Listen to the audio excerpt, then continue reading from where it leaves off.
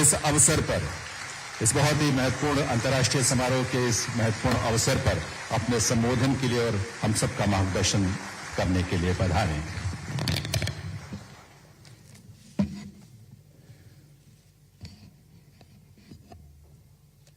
सौवें अंतर्राष्ट्रीय सहकारिता दिवस के मौके पर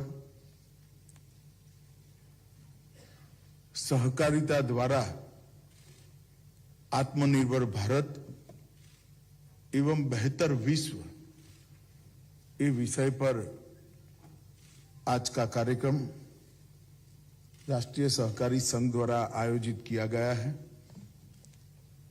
कार्यक्रम में मेरे साथ मंच पर उपस्थित श्रीमान पुरुषोत्तम रूपाला जी, मेरे साथी मंत्री श्री BL वर्मा जी,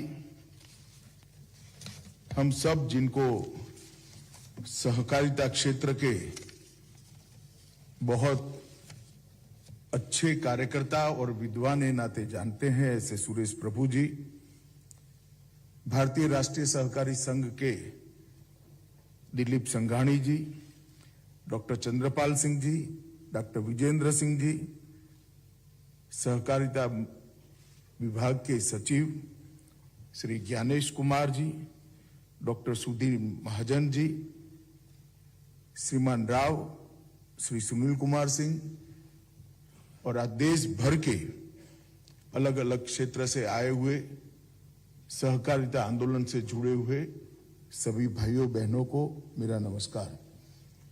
आज हम 100वें सहकारिता दिन के उपलक्ष्य में यहां पर एकत्रित आए हैं। वैसे थोड़ा लेट है, मगर निमित्त तो 100वें सहकारिता दिन के उपलक्ष्य में ही हम एकत्रित आए हैं।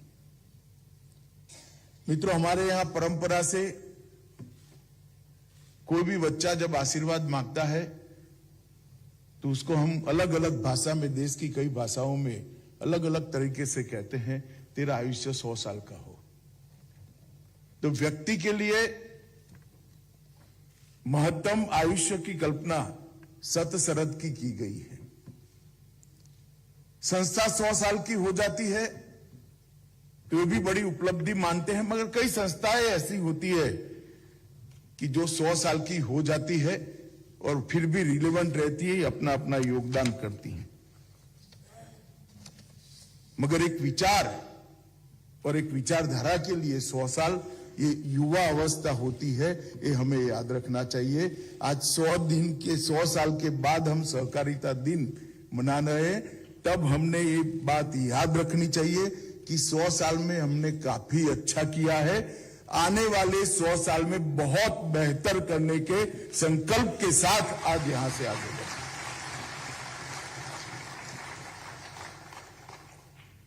मैं चीजों को सकारात्मक दृष्टि से देखने वाला व्यक्ति हूं।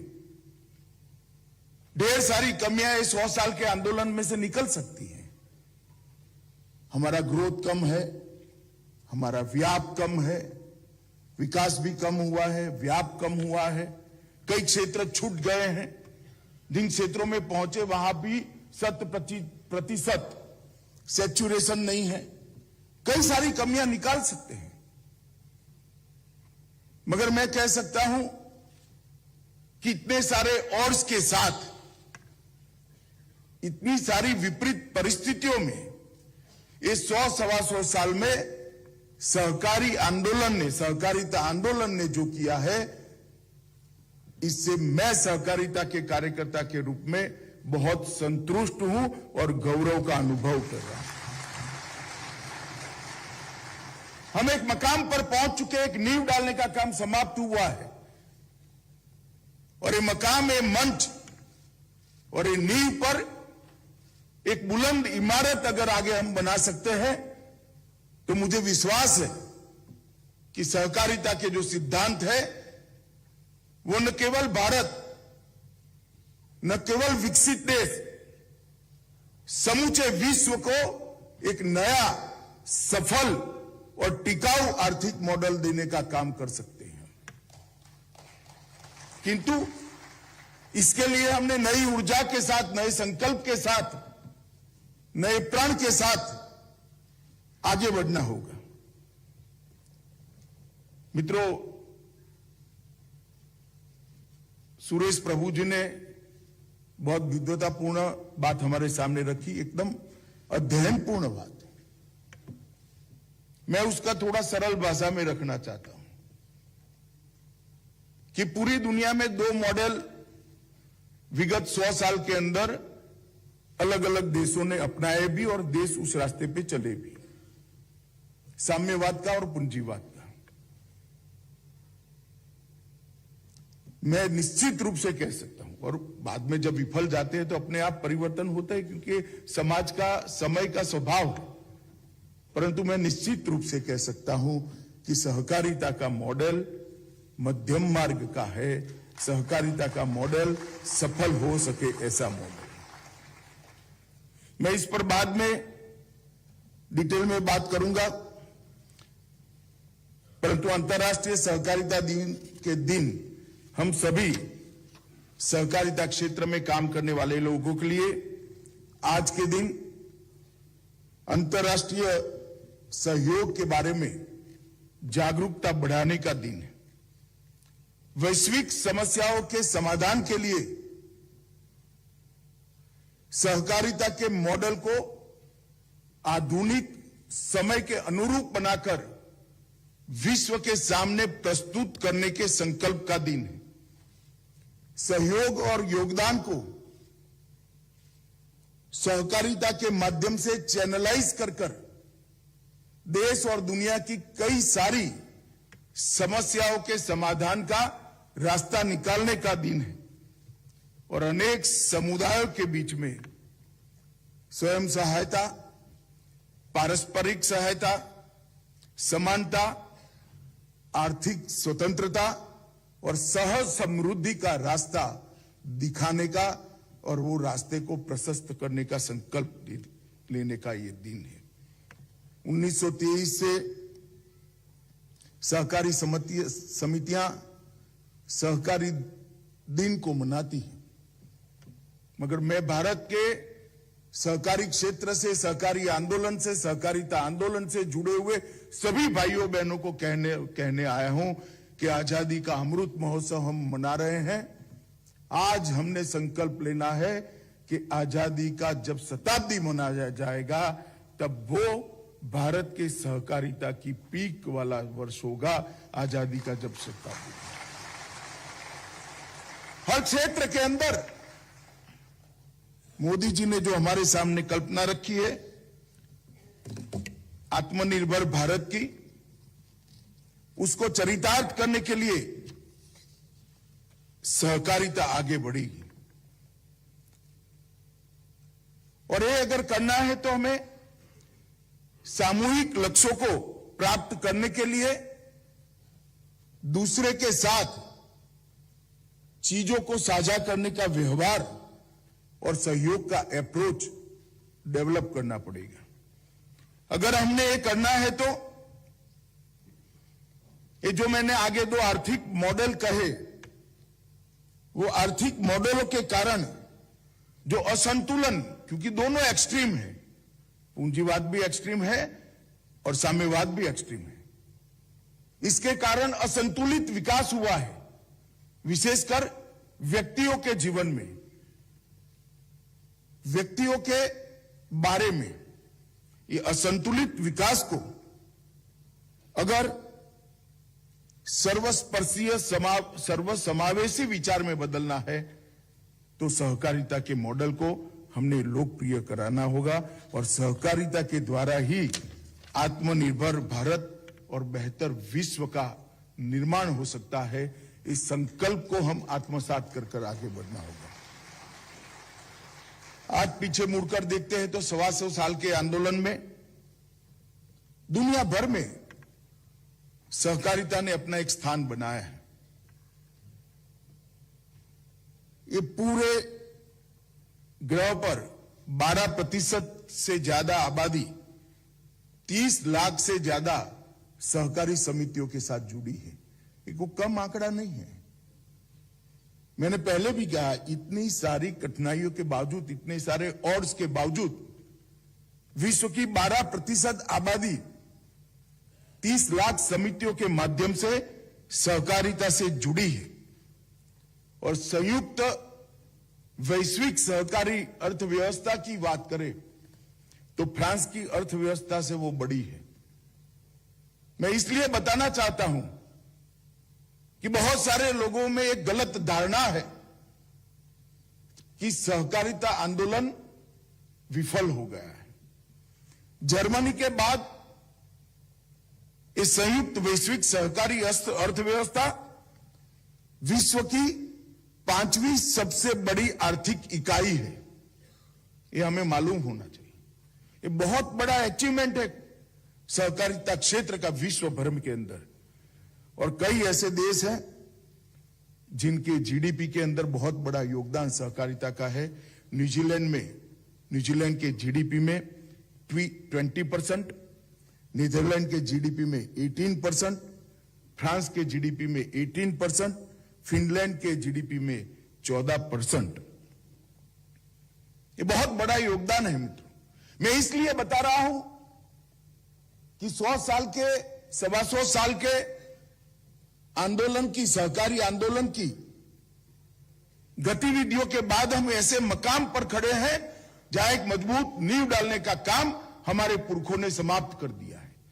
वो नींव पर एक मजबूत इमारत बनाने का काम हमें और हमारी आने वाली पीढ़ियों ने आगे बढ़ाना है। ये विचार को एक लंबा आयुष्य देकर, ये विचार को आधुनिक समय के अनुरूप बनाकर, ये विचार को टेक्नोलॉजी के साथ जोड़कर, ये विचार को प्रोफेशनलिज्म के साथ जोड़कर और 100 साल तक आगे ले जाने का काम करना है। और ये जिम्मेदारी हम सभी के जिम्मे है। और मित्रों, मैं निश्चित रूप से मानता हूं कि 300 सहकारी समितियां ऐसी है विश्व के अंदर जो बहुत बड़ी समितियों में आती है, जिसमें यूएसए में 75 है, फ्रांस में 35, जर्मनी में 31, जापान में 26, भारत की भी 3 कंपनी आती है, इफको, अमूल और क्रिप्को। तीनों समितियां इसमें अपना स्थान रखती हैं। और जब सहकारी समितियों की बात होती है, विशेषकर मैं भारत की बात करता हूं क्योंकि हमने सहकारिता के प्राण क्षेत्र को बचाकर रखा है। विश्व में कई जगह सहकारी समितियां अलग अलग प्रकार के विशिष्ट बेनिफिट प्राप्त करने के लिए बनी है। मॉडल तो सहकारी है, कानून की दृष्टि है वो सहकारिता को अनुपालना करते हैं, परंतु मुनाफा के डिस्ट्रीब्यूशन में शायद वो कोऑपरेटिव के स्पिरिट को नहीं पालन करते हैं। मगर जब मैं अमूल, क्रिप्को और इफको की बात करता हूं तब पूरा का पूरा मुनाफा सीधा किसान के बैंक अकाउंट में जमा करने का काम ये हमारी सहकारी समिति है। इसलिए हमने इसको आधार बनाकर सहकारिता आंदोलन को आगे ले जाना पड़ेगा। सहकारिता आंदोलन का मूल देखें तो कोई ऐसे इसका बहुत बड़ा डॉक्यूमेंट किया गया इतिहास नहीं है। ऐसा कहते हैं कि स्कॉटलैंड के अंदर शुरुआत हुई थी। अब ढूंढना भी बहुत दिक्कत वाली बात है, परंतु मैं निश्चित रूप से मानता हूं कि संविधान शायद उस वक्त ना बना हो, उसकी कानूनी मान्यता ना आई हो, परंतु सहकारिता शुरुआत से भारतीय संस्कृति का प्राण रही है। वो विचार भारत का विचार, हमारी संस्कृति का प्राण तत्व ही सहकारिता है। और भारत ने पूरी दुनिया को सहकारिता को आगे बढ़ाने का, सहकारिता के विचार को देने का काम किया है। हमारे यहां भी लगभग 125 साल पुराना सहकारिता का इतिहास है। मित्रों, 30 लाख सहकारी समितियां दुनिया में और कई सारे देश उसमें से अपने जीडीपी का बहुत बड़ा हिस्सा प्राप्त करते हैं। भारत में भी 8,55,000 सहकारी समितियां बनी और भारत की लगभग 12 करोड़ की आबादी सीधी इससे आर्थिक जीवन यापन कर पाए, इस प्रकार से हमने ये मॉडल को खड़ा किया है। देश के 51% गांवों में कोई न कोई सहकारी समिति आज अस्तित्व बना रही। 51% गांव। जरूरत है कि कोई भी कानून हो, कोई भी विचार हो, कोई भी एक्ट हो, अगर 50 साल के बाद इस पर पुनः विचार नहीं होता है तो वो कालबाह्य हो जाता है, क्योंकि समाज बदलता है, इसके अनुरूप कानूनों को भी बदलना पड़ता है। समाज बढ़ता है, बदलता है, इसके अनुरूप हमने हमारी व्यवस्थाओं को भी बदलना पड़ता है। मगर समय समय पर सहकारिता आंदोलन में बदलाव का जो विचार होना चाहिए वो नहीं हुआ। इसका मूल कारण था कि सहकारिता मंत्रालय का कोई अस्तित्व ही नहीं था। एक ज्वाइंट सेक्रेटरी पूरे देश भर के इतने विराट सहकारिता आंदोलन को देख रहे थे। मैं तो बधाई देना चाहता हूं नरेंद्र भाई को कि 75वें आजादी के वर्ष में उन्होंने सहकारिता मंत्रालय को अलग बनाकर भारत के सहकारिता आंदोलन को नया जीवन देने का काम किया है, इसके अंदर प्राण पूरने का काम किया है। और मित्रों, आज मेरे लिए तो विशेष गौरव का विषय है, क्योंकि सबसे पहला सहकारिता मंत्री बनने का सौभाग्य मुझे मिला है। सहकारिता आंदोलन से मैं लगभग 21 साल से आयु से जुड़ा हूं, आज भी जुड़ा हूं। रूपाला जी ने एक ताना हम सबके लिए लगाया कि वे हम सहकारिता की बात तो करते हैं, नेता तो बनते हैं, मगर सहकारिता में कंट्रीब्यूट क्या करते हैं। रूपाला साहब, कितनी भी व्यस्तता हो, आज भी मैं मेरे पैक्स की एजीएम में निश्चित रूप से उपस्थित रहता हूं। और नवरात्रि के दूसरे दिन और भाई दूज के दिन 2 दिन अवश्य मेरी पैक्स की ऑफिस में जाकर पैक्स को आगे कैसे बढ़ाना इसकी चिंता करता हूं, क्योंकि ये 2 दिन मैं मेरे गांव में जाता हूं। तो मित्रों, हम सब ने योगदान बढ़ाना चाहिए। मैं रूपाला जी से सहमत हूं। व्यस्तता तो होती ही है, मगर प्रायोरिटी तय करनी पड़ती है।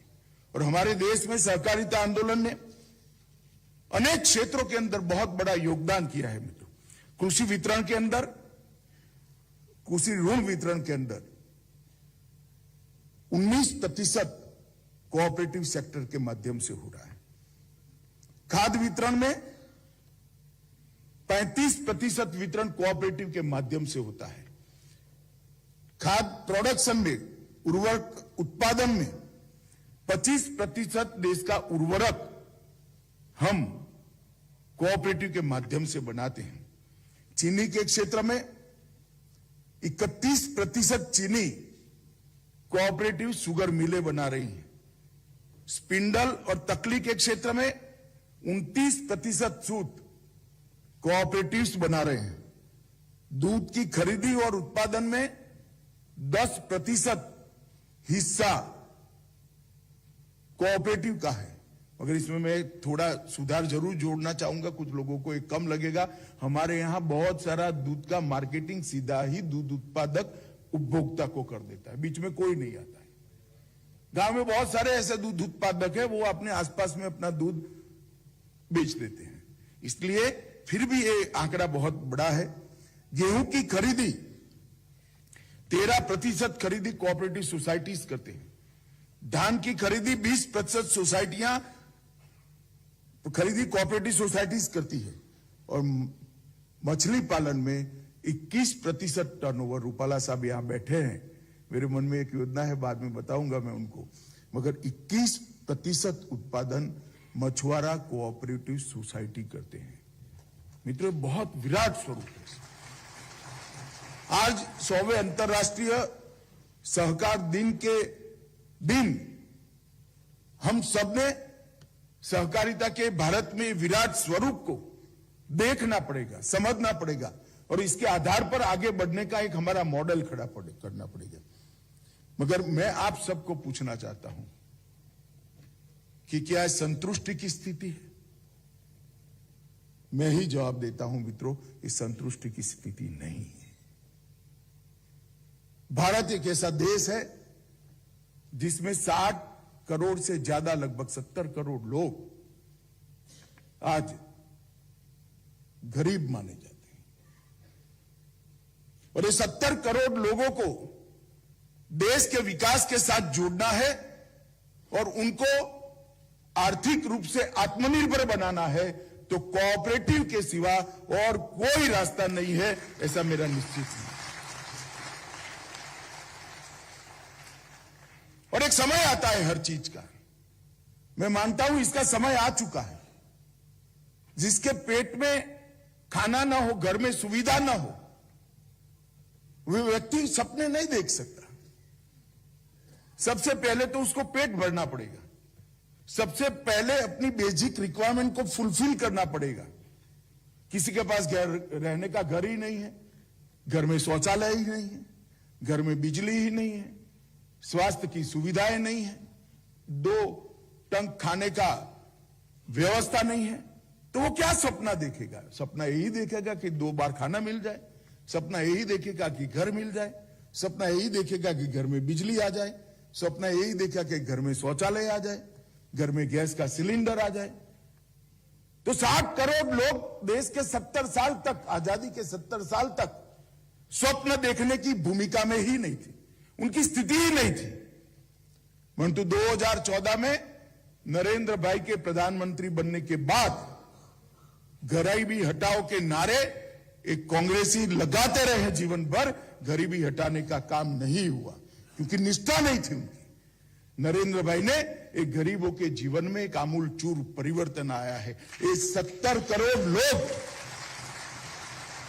ये 70 करोड़ लोग, सबके पास आज घर है, घर में बिजली है, स्वास्थ्य का 5 लाख तक का इंश्योरेंस है, 2 टाइम का खाना उनको मुफ्त मिल रहा है, उनकी पढ़ाई लिखाई की व्यवस्था हो चुकी है, उसके घर में गैस आ चुका है, उसके घर में बिजली आ चुकी है। अब वो अपनी आकांक्षाओं को बढ़ा रहा है, वो स्वप्न देख रहा है, उसको आगे बढ़ना है, उसको अपना आर्थिक विकास करना है।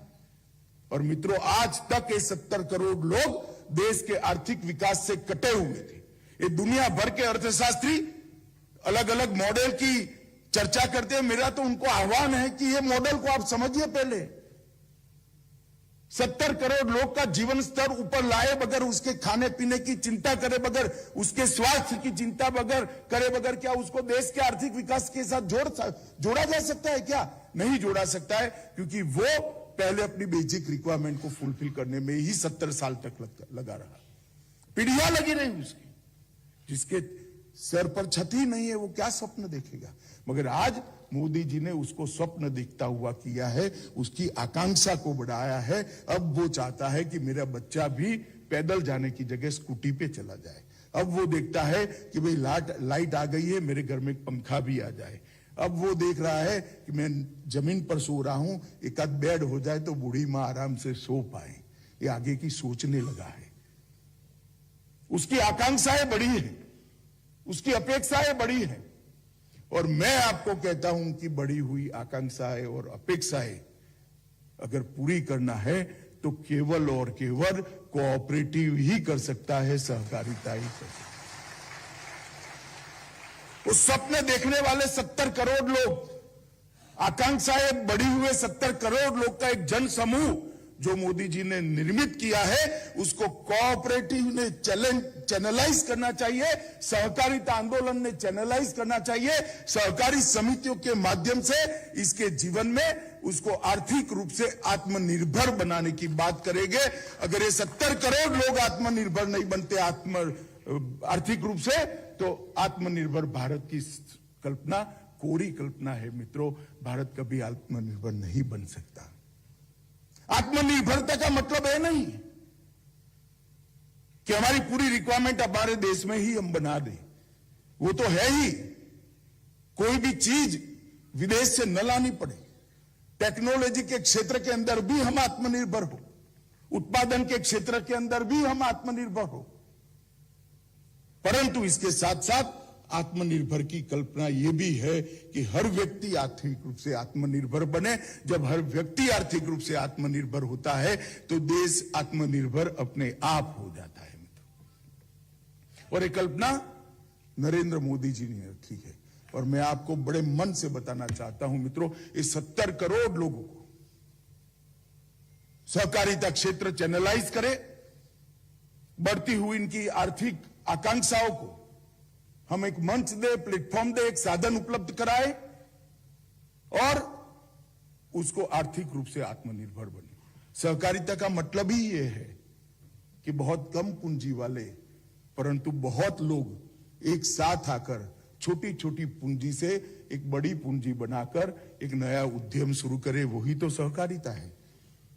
अगर इस 70 करोड़ लोगों के पास पूंजी नहीं है, मगर सहकारी समितियों के माध्यम से हम उनको जोड़ते हैं, उनको काम करने का जरिया देते हैं, तो मुझे विश्वास है कि ये 70 करोड़ लोग आत्मनिर्भर बनेंगे। और 70 करोड़ लोग अगर आत्मनिर्भर बनते हैं तो आत्मनिर्भर भारत का निर्माण अपने आप हो जाता है, वो सहकारिता के माध्यम। मगर ये करना है तो हमने भी हॉल में से बाहर निकलकर गांव में जाना पड़ेगा। हमने करना है तो हम पर भी कठोर प्रकार के नियंत्रण हमने स्वयं डालने पड़ेंगे। अगर ये करना है तो हमने भी सहकारिता के अभी के स्वरूप को बदलना पड़ेगा। अगर ये करना है हमें नई दृष्टिकोण के साथ आगे जाना होगा। नरेंद्र मोदी सरकार ने अभी सभी पैक्स को कंप्यूटराइज करने का निर्णय किया है। 65,000 पैक्स को हम कंप्यूटराइज करेंगे। PACS, district cooperative bank, state cooperative bank और नाबार्ड चारों ऑनलाइन हो जाएंगे। ऑडिटिंग भी ऑनलाइन हो जाएगा। हर किसान का अकाउंट नाबार्ड ऑनलाइन देख पाए, इस प्रकार की ट्रांसपेरेंट व्यवस्था हो जाएगी। वो स्थानीय भाषा में होगा। अनपढ़ से अनपढ़ किसान वो कंप्यूटराइजेशन वाले पैक्स को उपयोग कर पाएगा। परंतु एकमात्र उद्देश्य नहीं है। पैक्स में पारदर्शिता लाना तो उद्देश्य है ही, पैक्स की अकाउंटिंग सिस्टम को सुधारना वो उद्देश्य है ही, बैंकिंग को ठीक ठाक करना वो उद्देश्य है ही। इसके साथ एक और उद्देश्य भी है। इसके तुरंत बाद सहकारिता विभाग ने 4 दिन पहले ही एक मॉडल बायलॉज पैक्स के बनाकर हमने सभी देश के सभी राज्यों को भेजे हैं। अब सभी कोऑपरेटिव्स को भी हम भेजने पर आपके सुझाव चाहिए, क्योंकि पैक्स एक केंद्र का सब्जेक्ट नहीं है, राज्यों का सब्जेक्ट है। परंतु इसके अंदर भारत सरकार एक मॉडल बायलॉज बनाकर भेजेगी। इसके अंदर हम पैक्स को मल्टीपर्पज, मल्टी डायमेंशनल बनाना चाहते हैं। 25 प्रकार की गतिविधियां पैक्स के साथ जुड़ी है। पैक्स एफपीओ बन जाएगा, पैक्स गैस वितरण कर पाएगा, पैक्स भंडारण स्टोरेज कर पाएगा, पैक्स सस्ता अनाज की दुकान खोल पाएगा, पैक्स पेट्रोल पंप भी ले पाएगा, पैक्स अनेक प्रकार की वितरण की व्यवस्थाएं भी करेगा। 20 प्रकार की अलग अलग चीजें, 25 प्रकार की इसके साथ जोड़ने का निर्णय हमने करा है। ये कम्युनिकेशन सेंटर बने हैं जिसके अंदर राज्य की सारी सुविधाएं, हर गांव में एक बच्चा कंप्यूटर लेकर करता है। अब ये वो पैक्स में भी हो जाएगी। जन्म और मृत्यु का दाखला चाहिए तो पैक्स 5 रुपया देकर उनको निकाल देगा। एक्स्ट्रा एक्टिविटी होती मगर रोजगारी भी बढ़ेगी, पैक्स भी मजबूत होगा। अनेक प्रकार के काम हमने मॉडल बायलॉज के अंदर, पैक्स के अंदर जोड़ने का प्रयोग सोचा है और इसको हमने सभी राज्यों को अपने सुझावों के लिए भेजा है। अब सभी कोऑपरेटिव्स को भी हम सुझाव के लिए भेजेंगे और आप देखोगे तो आपको मालूम पड़ेगा कि ढेर सारे नए काम पैक्स के लिए हमने सोचे भी हैं और पैक्स करेगा भी। खाद्य वितरण से लेकर अनेक प्रकार के काम इसके अंदर जुड़े हैं। ये नल से जल का कार्यक्रम हो रहा है, इसमें प्रोफेशनली पूरे गांव की पानी वितरण की व्यवस्था भी पैक्स करेगा। ये ऐसे बहुत सारे काम जुड़े हैं, बहुत सारी सुविधाएं गांव की इसके साथ जोड़कर पैक्स को गांव की गतिविधियों का आत्मा बनाने का काम, केंद्र बनाने का काम ये नए बायलॉज करने वाले हैं।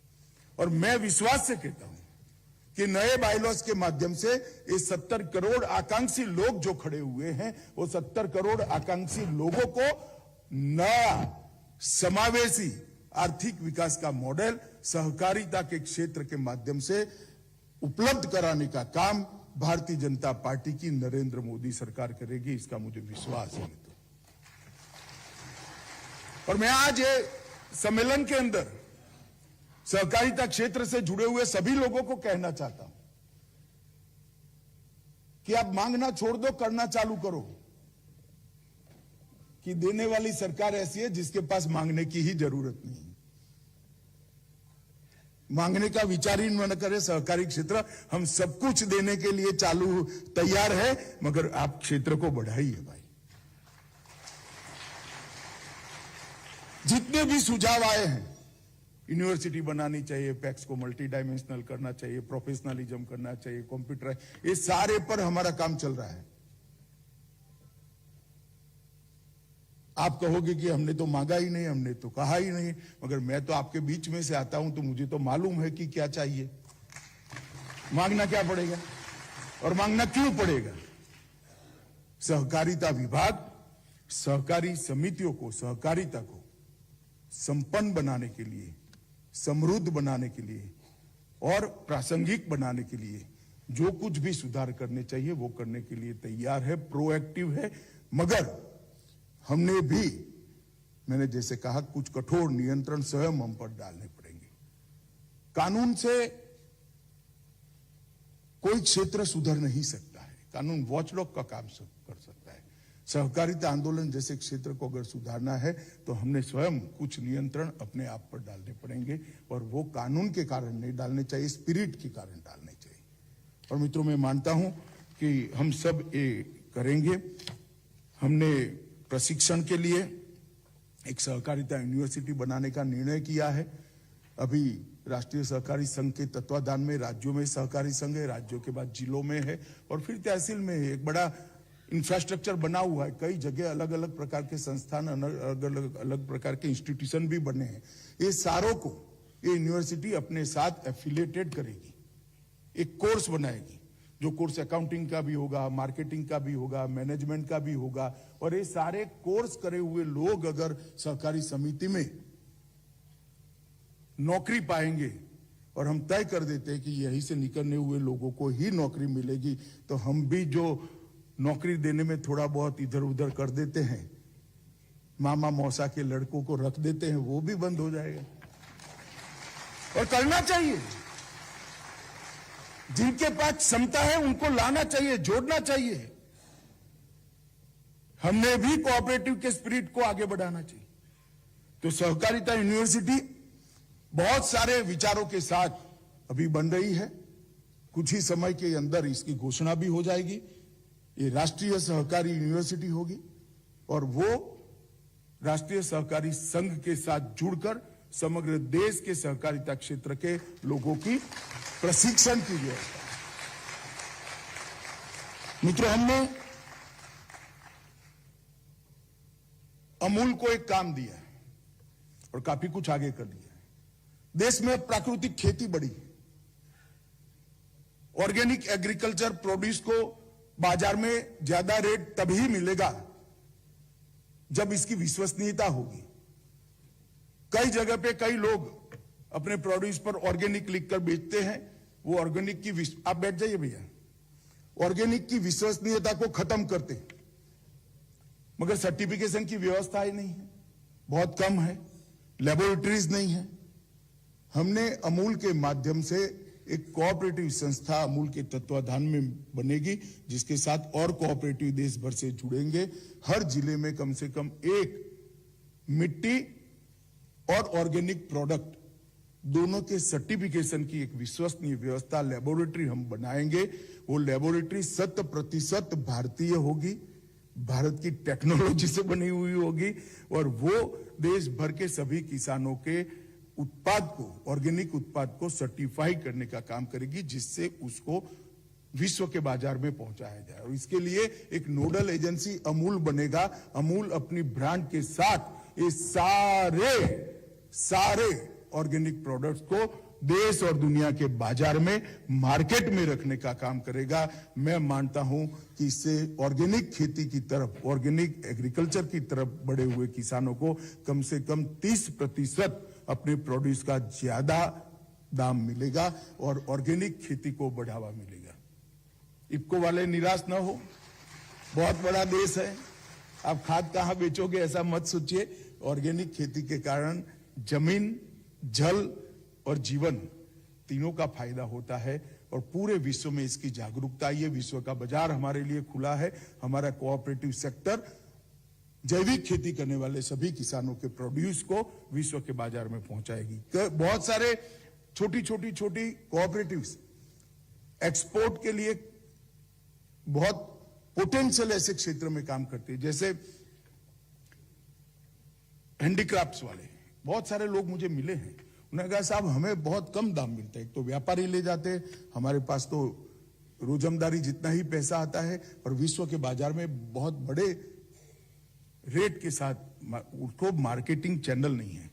अभी हमने तय किया है कि 2 बड़े कोऑपरेटिव्स, एक एक्सपोर्ट हाउस का रजिस्ट्रेशन, कोऑपरेटिव एक्सपोर्ट हाउस का रजिस्ट्रेशन करेंगे, जिसके अंदर मेंबरशिप और कोऑपरेटिव भी लेंगे और देश भर की कोऑपरेटिव संस्थाओं की प्रोड्यूस को, इसकी गुणवत्ता का भी ध्यान रखेंगे, इसकी टोटल प्रोडक्शन चैनल को विश्व के बाजार के अनुरूप बनाएंगे, फिनिशिंग भी विश्व के बाजार के अनुरूप होगा, पैकेजिंग भी विश्व के बाजार के अनुरूप होगा और वो प्रोड्यूस को एक्सपोर्ट करने की एक चैनल बनाने का भी हमने एक इनिशिएटिव लिया है।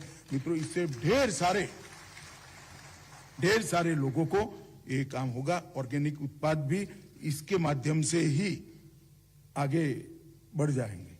बीज सुधार के साथ हमने इफ्को को और क्रिप्को को जोड़ने का तय किया है। भारत सरकार बहुत कम समय के अंदर बीज सुधार के लिए उनको जमीन उपलब्ध कराने वाली है और बीज सुधार के क्षेत्र में कोऑपरेटिव के माध्यम से 1 ही एकड़ में किसान के उत्पाद को लगभग 25 से 30% बढ़ाना और 5 साल के बाद इसको 100% बढ़ाने के लक्ष्य के साथ बीज सुधार का काम भी कोऑपरेटिव क्षेत्र करने वाला है। मित्रों, आज मैं इतना जरूर कहना चाहता हूं कि पैक्स के कंप्यूटराइजेशन का जो महत्वाकांक्षी प्रोग्राम है, इसको हम सब कोऑपरेटिव क्षेत्र में काम करने वाले लोग समझे और उसके माध्यम से मैंने जो कहा 70 करोड़ आकांक्षी लोग खड़े हुए हैं उनको जोड़ने का काम करें। जैम के प्लेटफॉर्म पर अभी कैबिनेट ने सहमति दी है। बड़ी कोऑपरेटिव्स जो हमारी है वो जैम के प्लेटफॉर्म से परचेज कर सकती हैं। अभी तो वॉलंटरी है, मगर हमारे यहां भी रिक्रूटमेंट और परचेज दोनों में पारदर्शिता लाने की जरूरत है। अगर हम जैम का उपयोग करते हैं तो भ्रष्टाचार अपने आप समाप्त हो जाएगा। आज तक सिर्फ सरकारी अंडरटेकिंग्स को ही और गवर्नमेंट को स्वयं को और गवर्नमेंट अंडरटेकिंग को ही जैम पर एंट्री थी। सबसे पहली जैम की सरकार के बाहर किसी की एंट्री हुई थी तो सहकार की हुई। जैम को भारत सरकार ने सहकारी समितियों के लिए खोलने का निर्णय ले लिया है और इसको हम आगे बढ़ा रहे हैं। भारत सरकार का सहकारिता विभाग एक डेटाबेस भी बना रहा है जिससे ड्राई पॉकेट्स हमारे ध्यान पर आएंगे। पैक्स कहां पर नहीं है, कंस्ट्रक्शन की कंपनियां कहां पर नहीं है, हाउसिंग कोऑपरेटिव्स कहां पर नहीं है, दरिया किनारा के क्षेत्र में कहां मछली उत्पादन के कोऑपरेटिव्स नहीं है। ड्राई एरिया तय कर राष्ट्रीय सहकारी संघ के माध्यम से, स्टेट कोऑपरेटिव्स बैंक्स के माध्यम से, नाबार्ड के माध्यम से एक एक्सटेंशन का प्रोग्राम कोऑपरेटिव का शुरू हो, इसलिए हम आगे काम करने वाले हैं। ये डेटाबेस बन जाएगा। एक डेटा सेंटर की भी कल्पना की है, मगर अभी तो हम डेटाबेस पर काम कर रहे हैं। कोऑपरेटिव के डेटाबेस बन जाने के बाद कोऑपरेटिव के एक्सपांशन को अगले साल से हम हाथ में लेंगे। मित्रों, ढेर सारी संभावना है हमारे सामने पड़ी है। हमें पुरुषार्थ करना है, हमें समय देना है और हमने कोऑपरेटिव की स्पिरिट को आत्मसात कर कोऑपरेटिव के आंदोलन को लंबा जीवन देना है। कई लोग मुझे कहते हैं कि कोऑपरेटिव के आंदोलन को लंबा चलना चाहिए। मैं आज एक वाक्य आप लोगों को कहकर चाहता हूं, सहकारिता आंदोलन को सिर्फ सहकारिता ही लंबा जीवन दे सकती है, कोई सरकार नहीं दे सकती। सहकारिता आंदोलन में से अगर सहकारिता की स्पिरिट को आप निकाल दोगे तो हम ही सहकारिता के आंदोलन का अंत कर देंगे। हमें सोचना पड़ेगा क्यों सिमट कर रह गया सहकारिता आंदोलन 8-10 राज्यों के अंदर, क्यों पैक्स मरने पर पड़े हैं। ठीक है, रूपाला जी ने कहा डिफंग हो जाते, इसका नए बायलॉज में हमने प्रावधान किया है। जो पैक्स डिफंग हो जाते हैं, अगर 180 दिन में रिवाइव नहीं होते हैं तो उसको लिक्विडेट करके नए पैक्स की परमिशन सरकार को देने का अधिकार मिल जाएगा अपने आप। तो वो डिफंग पैक्स साइड पर हट जाएगा, नया पैक्स अस्तित्व में आ जाएगा। परंतु डिफंग क्यों होते हैं? क्योंकि हमने सहकारिता के सिद्धांत को छोड़ा है। सहकारिता आंदोलन के सभी कार्यकर्ताओं को मेरी अपील है, सहकारिता को लंबा जीवन देना है, सहकारिता को रिलेवेंट बनाना है, सहकारिता को देश के अर्थतंत्र में कंट्रीब्यूटर बनाना है और ये 70 करोड़ लोगों को आत्मनिर्भर सहकारिता के माध्यम से बनाना है। तो सहकारिता के सिद्धांतों को हम सब भी आत्मसात करें, अपने आप से ऊपर उठकर सहकारिता आंदोलन के लिए इस क्षेत्र में काम करें। यही अपील के साथ मेरी बात को समाप्त करता हूं। आप सबको फिर से सहकारिता दिन की बहुत बहुत शुभकामनाएं।